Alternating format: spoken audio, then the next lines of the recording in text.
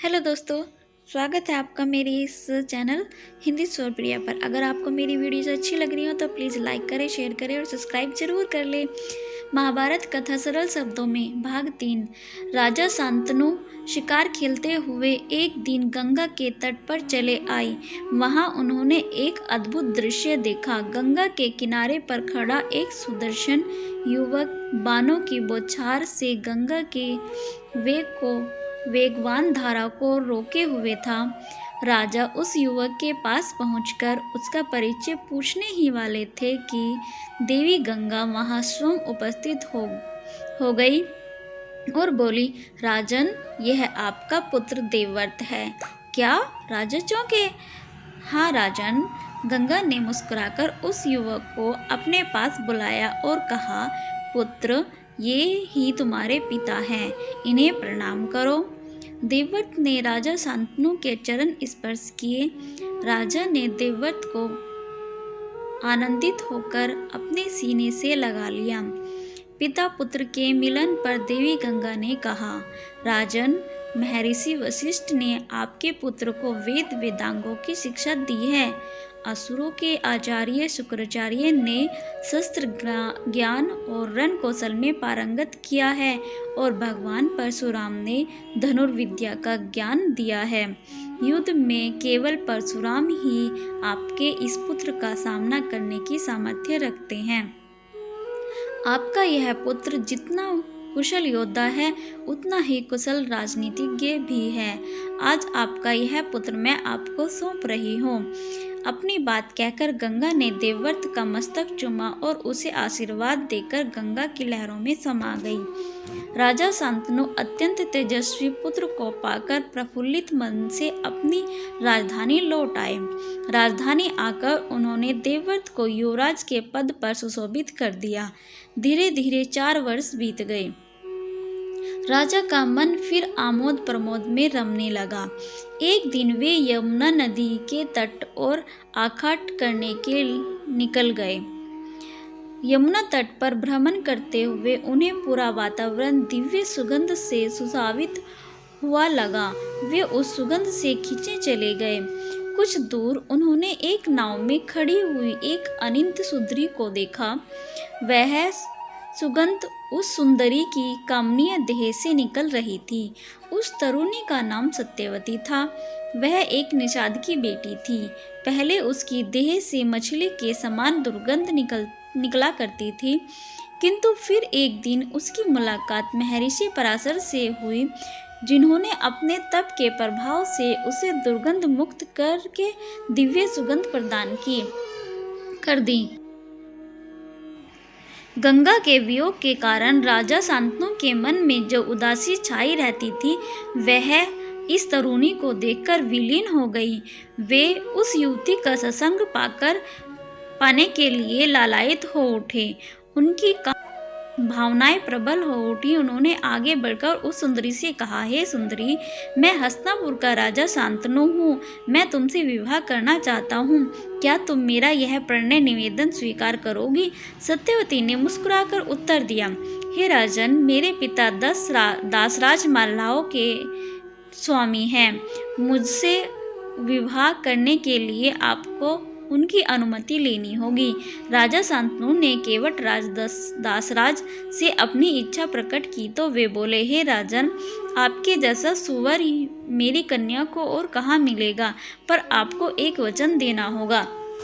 कैसा वचन? शांतनु ने कहा, राजन, आप मुझे वचन दीजिए कि आपके बाद हस्तिनापुर की राजगद्दी पर मेरी पुत्री के गर्भ से जन्म लेने वाली संतान ही बैठेगी। केवट राज की बात सुन राजा शांतनु का मन उदास हो गए। वे किसी रूप से भी देवव्रत के अधिकारों का हनन नहीं करना चाहते थे।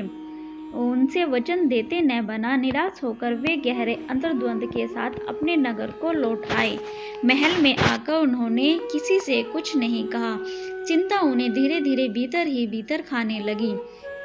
वे हर समय उदास रहने लगे।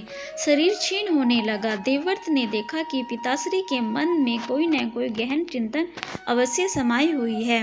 एक दिन अवसर देखकर देवव्रत ने पिताश्री से उनकी व्यथा का कारण पूछा। लेकिन राजा शांतनु संकोचवश अपने मन की बात अपने पुत्र से नहीं कह सके, किंतु देवव्रत के बार बार पूछने पर उन्होंने कहा, पुत्र, तुम मेरे एकमात्र पुत्र हो। तुम हर समय युद्ध में व्यस्त रहते हो। ईश्वर न करे तुम्हें कुछ हो जाए तो मेरे वंश का क्या होगा? मुझे यही चिंता खाए जा रही है। देवव्रत अत्यंत कुशाग्र बुद्धि के युवक थे। उन्होंने पिताश्री से तो कुछ नहीं कहा, किंतु पिताश्री के सारथी से पूछताछ करके असली बात का पता लगा लिया।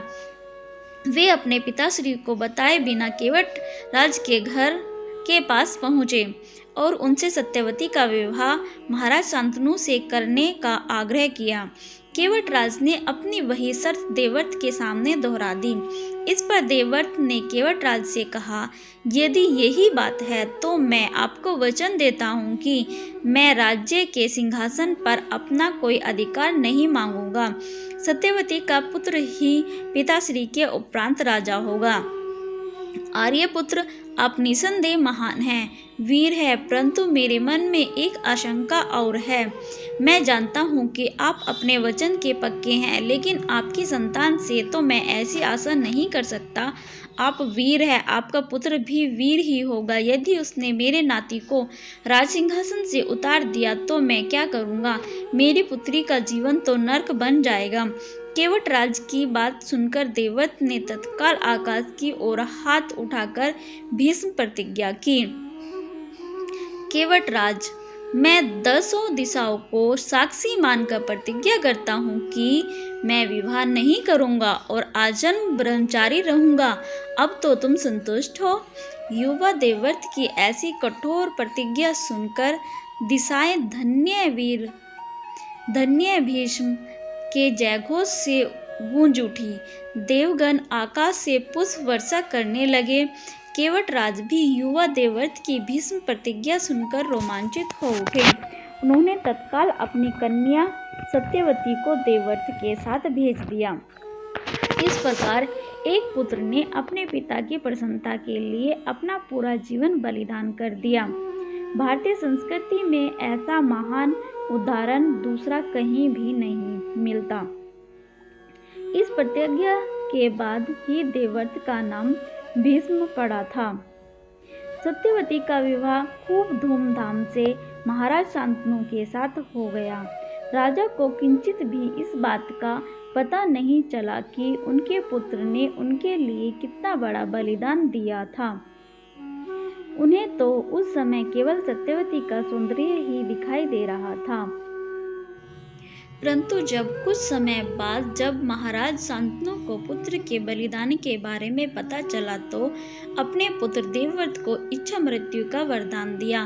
तभी देवव्रत ने अपने पिता को वचन दिया कि जब तक हस्तिनापुर को सुरक्षित हाथों में ना सौंप दूं, तब तक मैं अपने प्राण नहीं त्यागूंगा। इसी कारण भीष्म पितामह बाणों की सैया पर आने के बाद भी अपने प्राण नहीं त्यागते। वे धर्मराज युधिष्ठिर जैसे सुयोग्य हाथों में राज्य को सौंपकर ही अपने प्राण त्यागते हैं। Thank you for watching. अगर आपको मेरी वीडियो अच्छी लग रही हो तो प्लीज़ सब्सक्राइब करें। Thank you support me. सरल शब्दों में महाभारत कथा पढ़ने के लिए, देखने के लिए मेरी पिछली वीडियो जरूर देखिए और मेरी वीडियो आगे भी देखते रहिए। Thank you.